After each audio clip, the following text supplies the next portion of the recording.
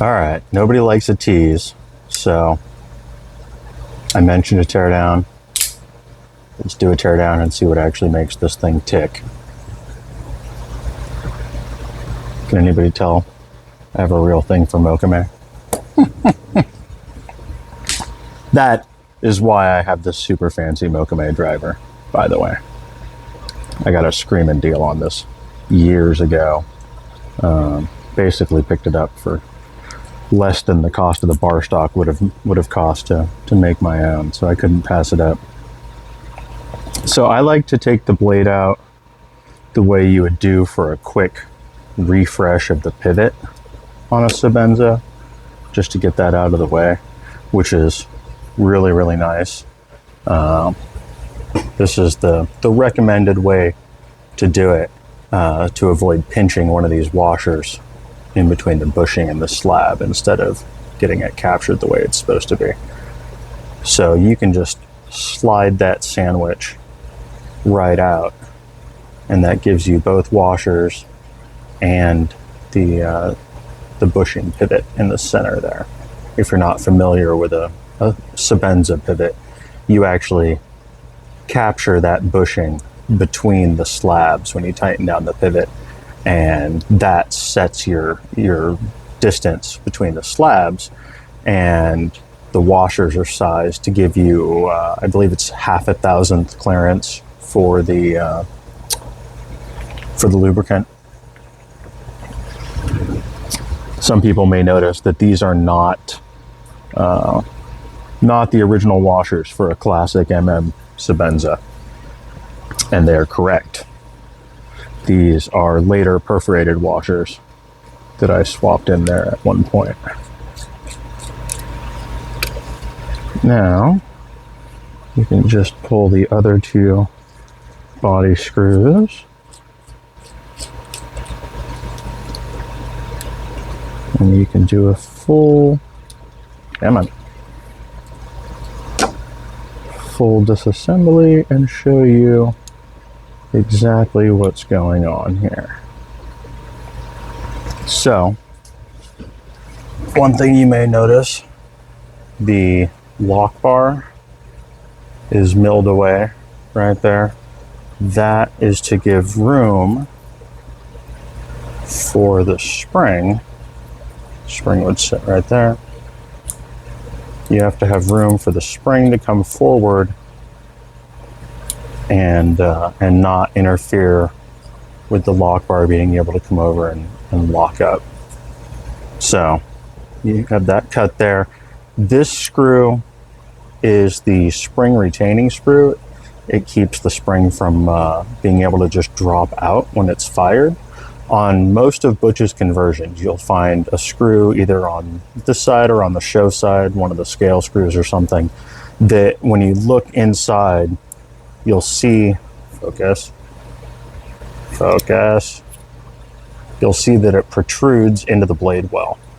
And typically, if you want to remove the spring for a jurisdiction that you're not allowed to have autos, Butch tended to make it real nice and easy. You would just back that screw out, close the blade partially so the lock bar is out of the way, and then the spring will usually just drop out. It's just captured around this pin that stayed on this side here. Oop, I'm dropping everything. Keep my little spacer back there. All right. So this scale is where all the witchcraft is. You can see, like I said, the spring is captured around that pin right there, and it backs up against this pin here, and then flexes back to be captured behind this super low profile flat bar sear. Very low profile, but a very robust sear mechanism. I'll go ahead and pull this little cover plate off here, and I can show you how this sear actually works in there. Pull these out so I don't drop stuff.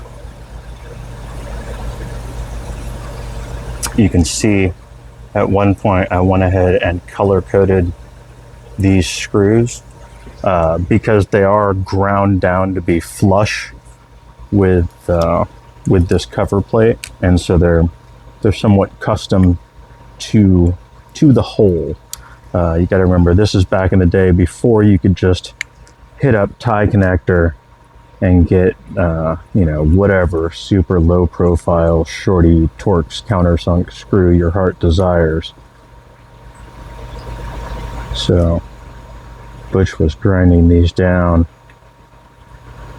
to make them work. So that's a neat little trick that I use just to keep track of screws, make sure they go back in the hole they're supposed to. Just get a few different colors of Sharpie, and that lets you color code next to the hole. I should have apologized ahead of time. It's been years since I had this thing apart, so obviously the grease could all use a little refreshing. All right, so lift this little cover plate off, and whoop, focus. That is the magic. That little flat piece of hardened steel, focus, drilled crosswise with a little rocker pin, that sits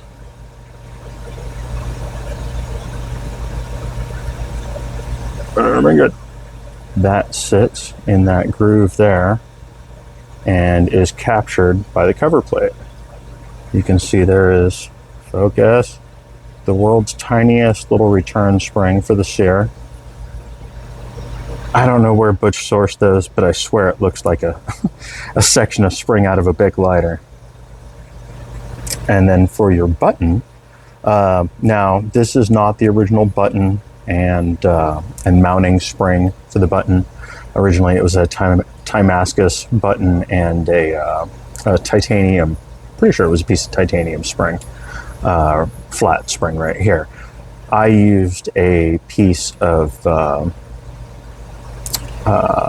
spring steel banding actually that I had laying around, cut it down to fit. That gave me a really nice spring action, and then I soldered on this Mokame button and contoured it.